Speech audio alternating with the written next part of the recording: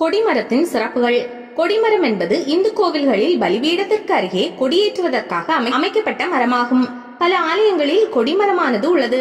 சமஸ்கிருதத்தில் கொடிமரம் துவஜஸ்தம்பம் என்று அழைக்கப்படுகிறது.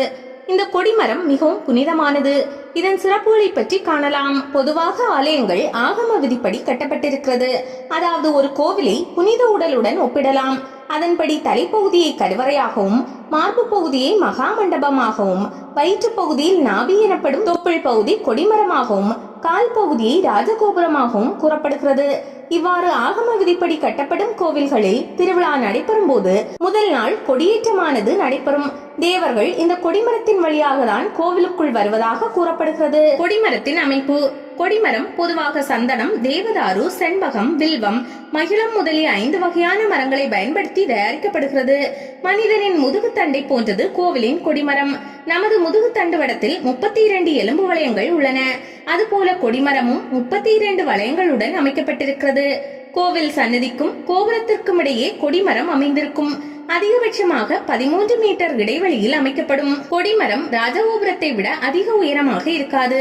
அதே நேரம் கருவறை விமானத்திற்கு நிகரான உயரத்தில் இருக்கும். கொடிமரம் 3 பாகங்களை கொண்டது. இது பிரம்மா, விஷ்ணு, சிவன் என மும்மூர்த்திகளின் அம்சம் பொருந்தியது. சதுரமான அடிப்பாகம் பிரம்மனையும், எண்கோண பகுதியான இடைப்பாகம் விஷ்ணுவையும், உருண்ட நீண்ட மேல் பாகம் சிவனையும் குறிக்கிறது.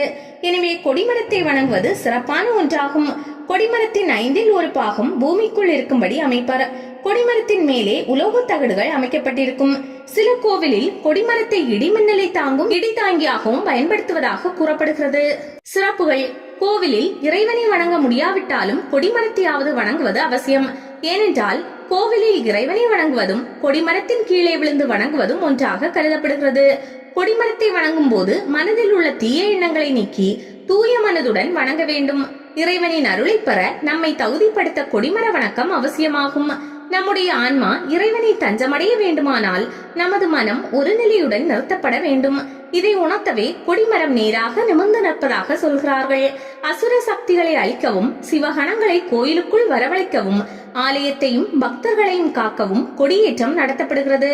கொடிமரத்தின் உச்சியில் அந்தந்த கோவில் இறைவனின் வாகனம் அடையாள சின்னமாக அமைக்கப்படும். அதன்படி விநாயகர் கோவிலில் மூசிகம், சிவன் கோவிலில் நந்தி, விஷ்ணு கோவிலில் கருடன், குபேரன் கோவிலில் நரன், முருகன் கோவிலில் மயில் அல்லது சேவல், சாஸ்தா கோவிலில் குதிரை, வருணன் கோவிலில் அன்னம், யமன் கோவிலில் எருமை, சனி பகவான் கோவிலில் காகம், இந்திரன் கோவிலில் யானை, துர்க்கை மற்றும் அம்மன் கோவில்களில் சிம்மம் என உருவங்கள் பொறித்த கொடி ஏற்றப்படும். இவ்வாறு ஏற்றப்படும் கொடியானது திருவிழா இறுதி நாளில் இறக்கப்படும்.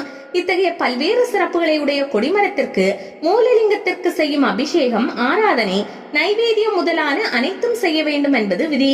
அந்த அளவுக்கு கொடிமரம் மூலவருக்கு நிகராக கருதப்படுகிறது. கொடிமரத்திற்கு அருகில் நின்று நாம் வேண்டும் எல்லா பிரார்த்தனைகளும் மூலவரிடம் சென்றடையும் என்பது நம்பிக்கை.